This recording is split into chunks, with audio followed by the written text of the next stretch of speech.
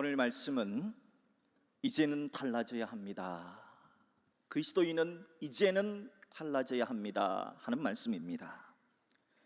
우리는 로마서 6장 1절로부터 11절의 말씀을 통해서 예수님을 주님으로 영접하면은, 예수님을 마음에 믿으면은 예수님과 연합된다 하는 연합의 교리를 배웠습니다. 그렇다면은 예수님과 연합된 그리스도인은 어떻게 달라져야 하느냐 하는 겁니다. 몸이 달라져야 됩니다. 어떻게 몸이 달라집니까?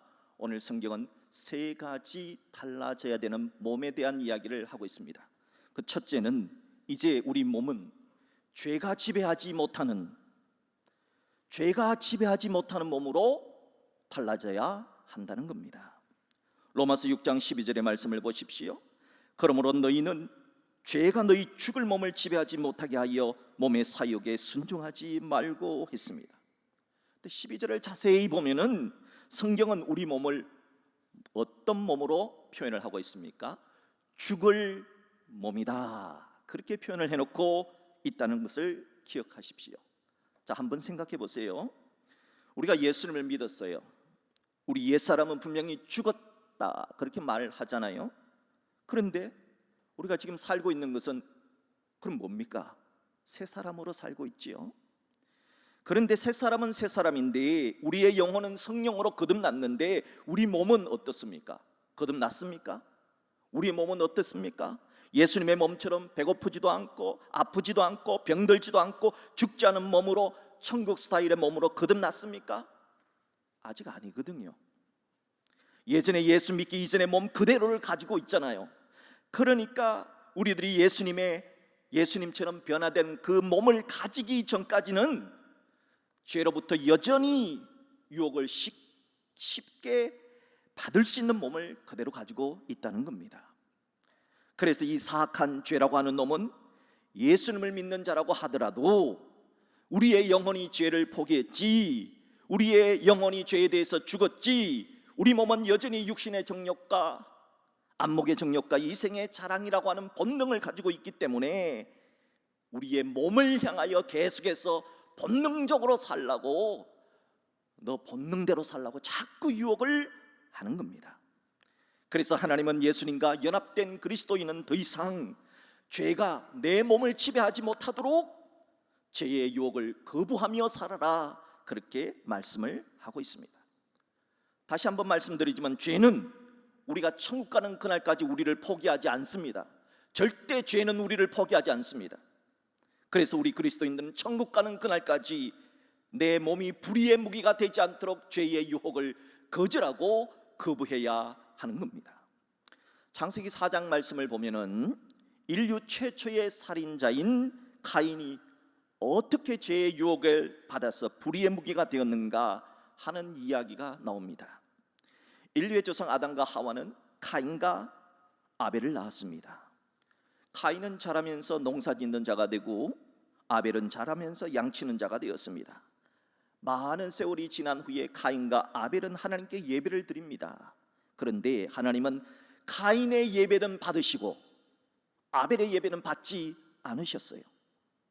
가인은 이 일로 인해서 충격을 받습니다.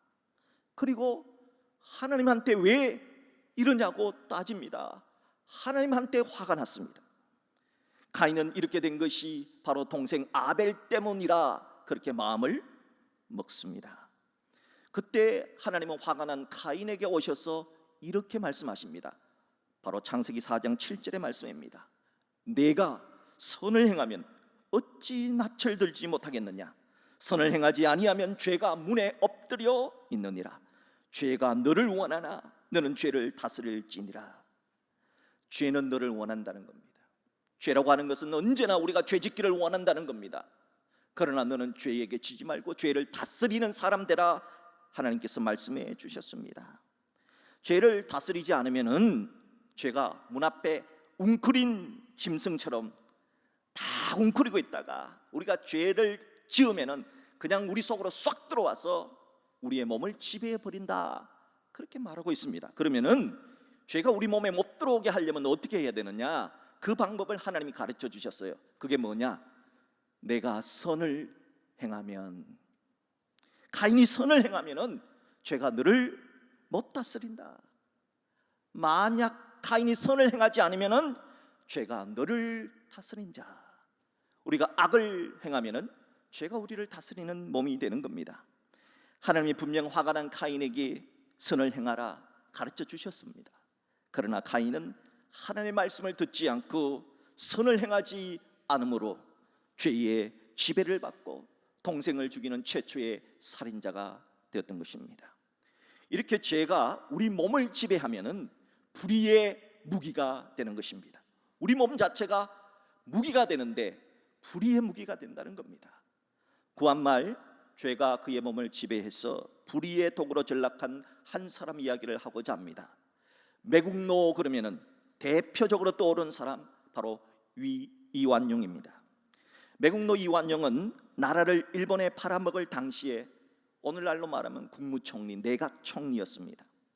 1905년에 한국의 외교권을 일본에게 강제로 넘겨버린 바로 을사늑약을 주도했지요. 하지만 매국노 이완용이 죽자 백성들이 이완용의 묘를 다 파헤쳐서 죽은 자를 또다시 죽이는 부관 참시까지 했습니다. 또한 이완용의 후손들 중에서는 이완용이 부끄러워 이름까지 성까지 바꾼 사람도 있다고 그래요. 또한 이완용의 후손들은 우리나라에 살지 못하고 대부분 캐나다로 이민을 갔다 합니다. 왜 그랬겠습니까? 부끄러워서 그랬겠죠. 이것뿐만이 아닙니다. 로마서 6장 21절을 보십시오. 그때 너희가 그때 무슨 열매를 얻었느냐? 이제는 너희가 그 일을 부끄러워하나니 이는 그 마지막이 사망임이라. 사망, 지옥 가는 인생 되었다 하는 겁니다. 사랑하는 여러분, 부끄러운 인생, 불의의 무기가 되고 그리하여 사망으로 끌려가는 인생이 되는 것은 참 슬픈 일입니다. 그러므로 예수님과 연합한 자는 죄가 오면은 자신의 몸이 불의의 무기가 되지 않도록 죄를 거절하고 거부하며 살아야 한다 하는 것입니다. 여러분, 이제부터는 여러분에게 다가오는 죄의 유혹을 거부하고 거절하는 그런 사람 되시기를 주의 이름으로 축복합니다. 우리 몸이 어떻게 달라져야 될까요? 둘째는 이제 우리 몸을 의의 무기로 하나님께 드리는 사람으로 달라져야 됩니다. 우리 몸을 의의 무기로 드리는 겁니다. 로마서 6장 13절을 보세요. 또한 너희 지체를 불의의 무기로 죄에게 내주지 말고 오직 너희 자신을 죽은 자 가운데서 다시 살아난 자 같이 하나님께 드리며 너희 지체를 의의 무기로 하나님께 드리라. 너희의 지체를, 우리의 입과 코와 눈과 귀와 머리와 팔다리가 무기가 된다는 것을 기억하십시오. 여러분, 우리 머리도 무기가 됩니다. 우리 머리가 의의 무기가 될 수 있는 방법은 우리가 머리를 좋게 생각하고 좋은 것에 연구하고 좋은 것에 지식을 사용하고 좋은 것에 지혜를 사용하는 것이 의의 무기가 되는 겁니다. 우리의 입을 의의 무기가 되는 것은 우리의 입을 놀릴 때, 우리가 말할 때 우리가 좌절에 빠진 사람 격려하고 위로하고 사랑하고 하나님 사랑 전하고 하나님을 높여드리는 입술로 사용하게 될 때 우리의 입술은 의의 무기가 되는 겁니다. 우리의 손팔 다리 공공의 유익을 위해서 주님 나라 위해 사용하면은 우리의 손팔 다리가 의의 도구가, 의의 무기가 되는 것입니다. 한번 생각해 보세요. 기도할 때 우리가 죄를 많이 짓습니까? 기도 안 할 때 죄를 많이 짓습니까? 우리가 찬송할 때 죄를 많이 짓습니까? 찬송 안 할 때 죄를 많이 짓습니까? 우리가 예배할 때 죄를 많이 짓습니까? 예배 안 할 때 죄를 많이 짓습니까? 우리가 교회에 있을 때, 교회 올 때 죄를 많이 짓습니까? 교회 안 올 때 죄를 많이 짓습니까? 우리가 선을 행할 때, 착한 일을 할 때, 선을 행할 때 죄를 많이 짓습니까? 우리가 선을 행하지 않을 때 죄의 유혹을 많이 받습니까? 죄라고 하는 놈은요, 우리들이 하나님께 예배하고 기도하고 찬송하고 성경 볼 때는 우리 유혹 안 합니다. 못 합니다. 그런데 이 죄라고 하는 놈은요, 우리들이 하나님의 뜻을 쫓아 시간, 물질, 재능을 사용하여서 선을 행할 때는 유혹을 하지 않습니다. 바로 여기서 우리 몸을 의의 무기로 하나님께 드리는 것이 바로 이것이구나 하는 것을 깨달을 수 있습니다. 우리 몸을 의의 무기로 드리면 죄가 우리 몸을 지배할 시간도 사라지고 확률도 점점 적어지는 것이지요. 제가 여러분이 꼭 보셨으면 하는 영화 한 편 소개하겠습니다. 꼭 한번 보세요. 신들러 리스트라고 하는 오래된 영화지만은 참 감동적입니다. 이 신들러 리스트라고 하는 영화는 세계 2차 대전 중에 독일에게 점령당한 폴란드를 배경으로 하고 있는 영화입니다. 그 당시 폴란드에는 오스카 신들러라고 하는 사업가가 살고 있었습니다. 오스카 신들러는 전쟁이 나니까 유태인이 경영하는 공장이 다 쓸모가 없게 되었습니다. 그래서 이 유태인이 경영하는 공장을 헐값에 사들이기 위해서 나치 당원이 됩니다. 그래서 나치 당원에 대해서 독일군에게 사바사바하는 거죠. 여자를 공급하고 술을 공급하고 뇌물을 바치며 결국은 그 공장을 인수하게 됩니다. 오스카 신들러 사장은 전쟁통에 유태인들은 월급을 주지 않아도 됩니다. 그래서 월급 한 번 주지 않고 공장을 돌리니 얼마나 돈을 많이 벌었겠습니까? 특별히 아주 똑똑한 회계사를 한 명 두는데 그 사람도 유태인인데 이 사람 때문에 돈을 무지무지하게 많이 벌고 그 회사는 정말 부흥하고 성장 발전하게 됩니다. 그래서 너무 똑똑한 유태인 회계사 그 사람에게 마음을 주기 시작하죠. 서로 친구가 됩니다. 그런 다음에 이런저런 얘기를 하다가 유태인에 대한 독일군이 유태인을 얼마나 잔인하게 죽이는지 가스실에서 죽이고 하는 그런 이야기를 듣고 유태인의 이야기를 못 본 채 할 수가 없습니다. 결국은 이 두 사람이 그러면은 내가 내 돈으로 유태인을 구출하자 그렇게 생각을 하게 됩니다. 그래서 목록을 만듭니다. 그것이 바로 신들러 리스트입니다.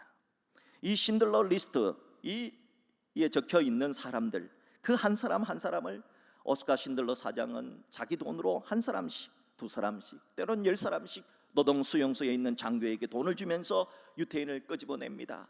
그리하여 모두가 1100명을 구출하게 됩니다.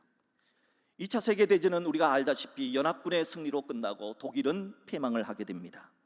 오스카 신들러 사장은 나치 당원이기 때문에 연합군으로부터 도망을 쳐야 됩니다.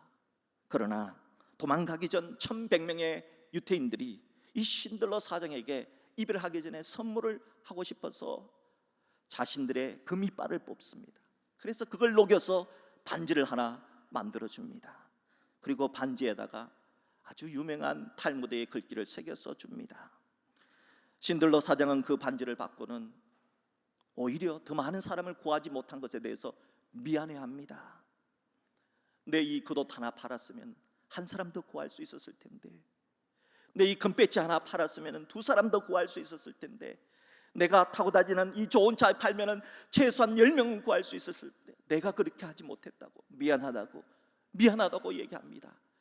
그러자 1100명의 유태인들은 그렇지 않다고, 우리를 보라고, 당신 때문에 1100명의 유태인들이 살지 않았냐고, 당신은 훌륭한 사람이라고, 당신은 의의 도구라고 그렇게 얘기합니다. 그러면서 그 반지에 적혀있는 탈무드의 글귀를 말해줍니다. 한 사람을 구하는 사람은 세상을 구하는 것이다. 당신은 1100명을 구한 것이 아니라 세계를 구한 하나님의 의의 무기라고 말해줍니다. 사랑하는 여러분, 예수 믿는 사람은 어떻게 살아야 되느냐? 우리가 비록 오스카 신들러처럼 하지 못하지만은, 그러나 죄가 오지 못하도록 차단하고 죄를 거부하는 것도 중요한 일이지만 조금 더 적극적으로 우리가 의의 무기가 되어서, 우리 몸을 의의 무기가 되어서 그리하여 하나님 나라 위하여서 의를 실천해가는 도구가 되는 것, 그것이 바로 의의 무기가 되라는 말씀입니다. 자, 제가 이렇게 말씀을 드리면은 과연 우리가 그렇게 될 수 있을까? 우리 같은 사람이, 우리 같이 이기적인 사람이 그렇게 살 수 있을까? 의문을 가집니다. 그러나 성경은 오늘 말합니다. 그렇지 않다고. 너희들 의의 무기가 될 수 있다고 말합니다. 자, 왜 그러면 우리가 그것이 가능하냐? 로마서 6장 14절 때문입니다. 로마서 6장 14절은 정말 소중한 구절입니다. 우리 같이 합독할까요? 죄가 너희를 주장하지 못하리니 이는 너희가 법 아래에 있지 아니하고 은혜 아래에 있음이라. 법 아래에 있다는 말은 하나님께서는 법을 통해서 보신다는 뜻입니다. 하나님께서 법을 통해서 우리 인간을 보면 우리는 다 죽어서 지옥 갈 수밖에 없는 그런 존재잖아요. 그런 우리가 은혜 아래에 있다는 말입니다.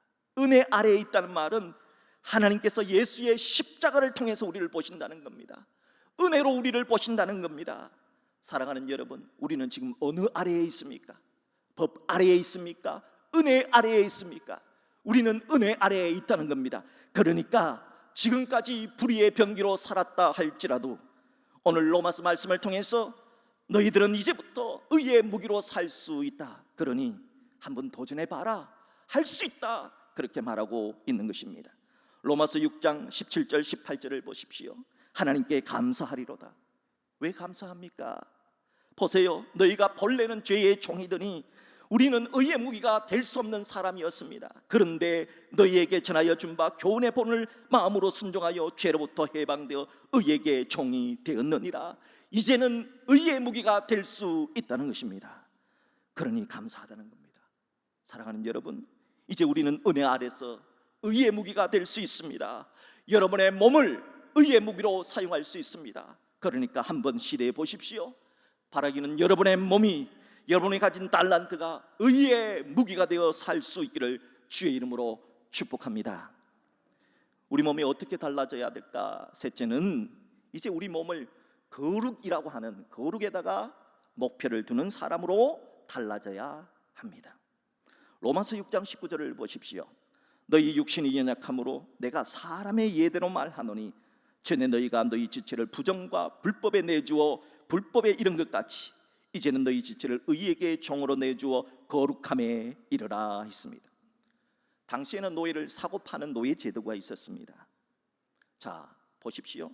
죄라고 하는 주인을 섬기는 노예가 있었습니다.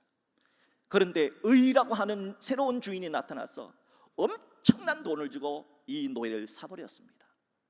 그러면은 이제 누구의 말을 들어야 됩니까? 새 주인인 의의 말을 들어야 되지 않습니까? 누구에게 충성해야 됩니까? 새 주인은 의에게 충성을 해야 되지 않느냐 하는 겁니다. 죄라고 하는 주인을 섬기는 것은 열매도 좋지 않고 끝도 좋지 않습니다. 보십시오. 로마서 6장 21절을 끝이 어떻게 되는가를 보십시오. 너희가 그때 무슨 열매를 맺었느냐? 이제는 너희가 그 일을 부끄러워하나니 부끄러운 열매 맺었지요. 그리고 마지막이 어떻게 됩니까? 이는 그 마지막이 사망임이라. 로마서 6장 23절도 보십시오. 죄의 삭은 뭐라고 말합니까? 사망이요. 죄로 가는 주인을 섬기면 부끄러운 인생 살고 사망, 지옥이라는 끝을 맞이합니다. 그러므로 하나님은 예수님과 연합한 자는 19절의 말씀처럼 거룩함에 이르는 몸을 가져야 된다. 우리의 몸이 거룩을 목적으로 살아야 된다. 그렇게 말씀하고 있습니다. 왜 우리가 거룩함에 이르는 목표를 세워야 하느냐? 데살로니가전서 4장 3절을 보십시오. 하나님의 뜻은 이것이니, 하나님 뜻이 뭐예요? 너희의 거룩함이라. 하나님이 우리에게 거룩하기를 요구하십니다. 레위기 19장 2절에 너희는 거룩하라. 왜요? 이는 나 여호와 너희 하나님이 거룩함이라. 우리가 아버지라 부르는 하나님이 거룩합니다. 그러면은 하나님의 자녀인 우리가 누굴 닮아야 됩니까? 아버지 닮아야지. 옆집 아저씨 닮으면 됩니까? 아버지 닮아야죠. 우리 아버지가, 우리 하늘 아버지가 거룩하니까 우리도 거룩하게 살아야 되지 않느냐 하는 겁니다. 다니엘서에 나오는 다니엘의 세 친구 이야기를 아시지요? 다니엘과 다니엘의 세 친구는 나라를 잃고 바벨론의 포로로 끌려갔습니다. 그러나 바벨론 제국은 비록 포로 국가라 할지라도 아주 유능한 사람들, 젊은 인재들, 흠이 없고 아름답고 재주를 통달하고 지식이 구비되며 학문에 익숙한 차세대 리더를 뽑아서 다가오는 바벨론 제국의 미래를 준비하고자 했습니다. 그리하여서 뽑았는데 다니엘과 다니엘 세 친구들이 뽑힌 거예요. 바벨론 지도자 학교의 교장인 황관장은 바벨론 왕의 명령에 따라서 훈련생들에게 잘 먹이고 최고의 엘리트 교육을 시켰습니다. 그래서 왕이 주는 왕의 음식과 왕이 마시는 포도주를 주었습니다. 그런데 다니엘과 세 친구는 황관장을 찾아가서 저희들은 왕이 주는 왕의 음식과 왕의 포도주를 먹지 않겠습니다. 채식을 할 수 있게 해주십시오. 포도주 대신 물 마실 수 있도록 도와주십시오. 그러니까 환관증이 묻습니다. 야, 왕의 음식이 얼마나 좋은데 채식을 하겠다고? 왜 그러니? 포도주가 얼마나 맛있는데 물을 마시겠다고? 너 왜 그래? 이유를 말합니다. 우리는 바벨론에 비록 포로로 끌려온 유대 청년이지만 그래도 우리는 하나님의 사람입니다. 하나님의 사람은 먹어야 될 것이 있고 먹지 말아야 될 것이 있는데, 지금 왕이 내려주신 음식은 다 바벨론 신 마르뚝에게 절을 하고 마르뚝에게 제사를 드리고 난 다음에 주는 음식과 고기와 포도주이기 때문에 저희는 먹을 수가 없습니다. 죄송하지만 좀 들어주십시오. 채식을 할 수 있도록 도와주십시오. 제일 처음에는 안 된다고 그럽니다. 야, 너희들 사정도 딱하지만 내 사정도 한번 들어봐라. 만약 너희들이 채식을 해서 얼굴이 육식을 하는 다른 사람들보다 얼굴이 초췌하고 휑하고 그러면은, 야, 나는 왕한테 잘린다. 나도 좀 생각을 해다오. 이렇게 부탁을 합니다. 그러자 다니엘과 다니엘 세 친구가 열흘만 10일만 테스트를 해봅시다. 열흘 동안 우리의 말이 맞다면은, 우리가 저들보다 얼굴이 더 빛깔나고 좋다면은 우리가 계속 채식을 하고, 그렇지 않다면 우리도 육식을 하도록 하겠습니다 하는 테스트를 해보다 그렇게 부탁을 하죠. 그러자 환관장은 그렇게 허락을 해줍니다. 10일이 지나서 딱 보니까 다니엘과 세 친구들은 더 빛나는 거예요. 육식을 하지 않아도, 포도주를 마시지 않아도 더 빛나고 더 아주 눈이 초롱초롱한 거예요. 그걸 보고 다니엘과 세 친구들에게 계속해서 3년 동안 채식을 허락하게 됩니다. 3년의 바벨론 엘리트 교육을 마친 다음에 왕 앞에 불려갔습니다. 많은 졸업생들이 있었습니다. 왕이 이런저런 질문을 내었을 때 다니엘과 다니엘 세 친구는 아주 거침없이 지혜롭게 대답을 합니다. 왕은 저 사람들이 누구냐 하면서 다니엘과 세 친구를 현장에서 발탁해서 바벨론의 고위 공직자가 되도록 했습니다. 이것은 거룩을 선택한 자에게 주신 하나님의 놀라운 하늘의 보너스였다, 그렇게 말씀을 드릴 수가 있습니다. 그것뿐만이 아닙니다. 다니엘의 세 친구들은 임금님이 바뀌어서 바벨론 왕이 금으로 된 거대한 금상을 만들어 놓고 절하라 하는 우상 숭배를 명할 때 거절합니다. 그리고 그 거절 때문에 풀무불 속에 던져지는 참사를 당하게 됩니다. 그러나 풀무불 속에서 타지 않도록 하나님께서 돌봐주셨습니다. 바벨론 사람들도 놀라운 기적의 주인공이 되었습니다. 이것은 하나님 아버지를 닮고자 했던 사람들에게 주시는 하늘 아버지의 특별 보너스가 아니고 무엇이겠습니까? 사랑하는 여러분, 우리의 선택에 따라 우리의 마지막이 달라진다는 것을 기억하십시오. 로마서 6장 22절 23절 합독하겠습니다. 그러나 이제는 너희가 죄로부터 해방되고 하나님께 종이 되어 거룩함에 이르는 열매를 맺었으니 그 마지막은 영생이라. 죄의 삭은 사망이요 하나님의 은사는 그리스도 예수 우리 주 안에 있는 영생이니라. 죄라고 하는 주인을 섬기면은 그 마지막은 사망입니다. 하지만 하나님을 섬겨서 우리 몸을 의의 무기로 살면 그 마지막은 영생입니다. 마지막이 다릅니다. 마지막이 다릅니다. 끝이 다르다는 사실을 기억하십시오. 사랑하는 여러분, 의의 무기로 사는 것, 거룩의 열매로 사는 것, 이것은 하루아침에 그렇게 살 수는 없습니다.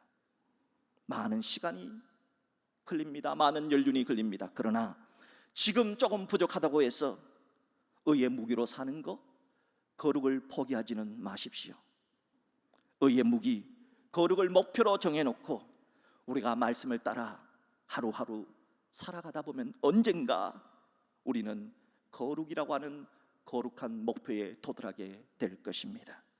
언젠가 이루어질 그날을 소망하며 사랑하는 여러분 모두, 아니 우리 모두가 의의 무기로 거룩을 선택하며 살아내는 마지막이 아름다운 사람, 그런 사람 될 수 있기를 주님의 이름으로 축복합니다.